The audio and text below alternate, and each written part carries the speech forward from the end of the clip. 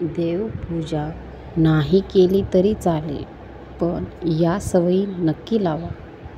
सकाळी उठताच पहिला दृष्टिक्षेप आपल्या हातांवर टाका आणि मनातल्या मनात कराग्ने वसते लक्ष्मी, करमध्ये सरस्वती, करमुले तू गोविंद, प्रभातम करदर्शनम असे म्हणा.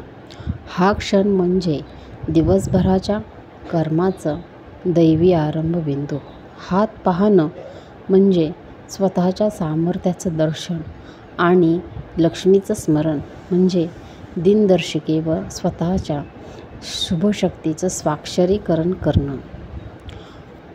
मित्रांनो, भूक लागली नसेल तरी रोज एक वेळ फक्त पाण्याच्या घोटावर देवाचं स्मरण करा. हे केवळ उपवास नव्हे तर चैतन्याला अन्न देणे असं आहे. पाणी अधिक स्मरण म्हणजेच दैवी ऊर्जा. रात्री झोपण्याआधी आत्मपरीक्षण करा की मी आज काय केलं, कोणतं चांगलं काम केलं.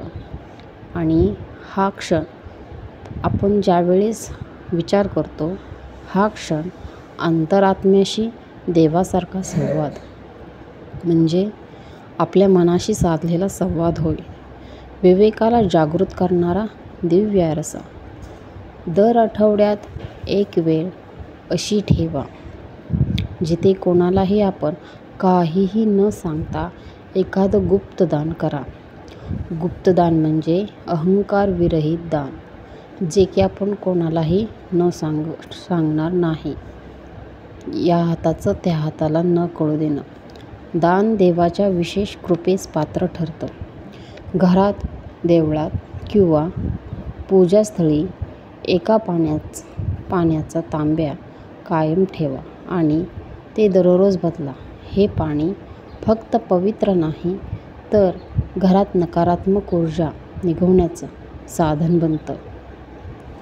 शक्यतो संध्याकाळी अन्न शिजवत असताना गीतेचं एक श्लोक ऐका किंवा म्हणा. यामुळे काय होतं तर अन्नामध्ये त्या क्षणी ऊर्जा स्थिर होते. श्लोकामुळे ते अन्न प्रसाद रूपात बनतं. 7. मुख्य दरवाजाला मिठाच्या पाण्याने पोछा लावा. मीठ हे नकारात्मकता शोषून घेणारे एक शक्ती केंद्र आहे. यामुळे दरवाजातून फक्त पाहुणेच नव्हे तर नकारात्मक ऊर्जा देखील प्रवेश करतात.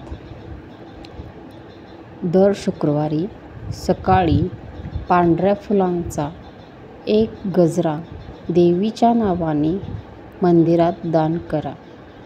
हे केवळ स्त्रीत्वाचं पूजन नाही तर धन, समृद्धी आणि सौंदर्य यांचं गुप्त दरवाजा उघडण्याचा मंत्र आहे. देवी हे लक्ष्मीचं स्वरूप आहे आणि तिचं पूजन म्हणजे भरभराटीचं आमंत्रण आहे. 9. झोपताना डोक्याजवळ पाण्याचा एक छोटा तांब्या ठेवावा आणि त्यात एक तुळशीचं पान ठेवावं. ही कृती रक्षणासाठी असते. रात्रभर तुमच्यावर दैवी संरक्षण राहावं म्हणून किंवा यासाठी तुळशी आणि पाणी कृती रक्षणासाठी असते.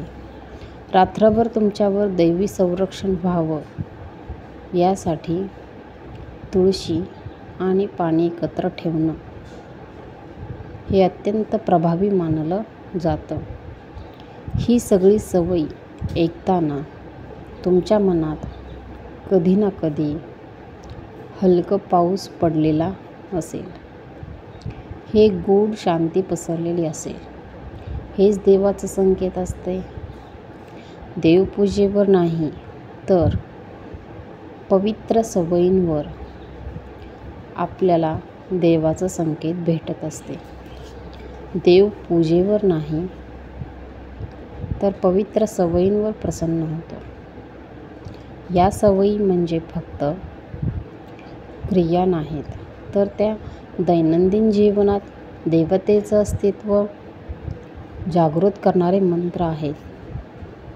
प्रत्येक सवयीमागे एक दैवी रहस्य आहे आणि तुम्ही जेव्हा त्या सवयी जीवनात रुजवता, अंमलात आणता, तेव्हा देवाला तुम्हाला पाहणं भागच पाडतं. आजपासून या सवयीमधील एकतरी सवय, एकतरी क्रिया नक्की करा आणि मग बघा आयुष्यात कशी गूढ सकारात्मकता पसरते, कसा देव रोज तुमच्यावरती प्रसन्न होतो.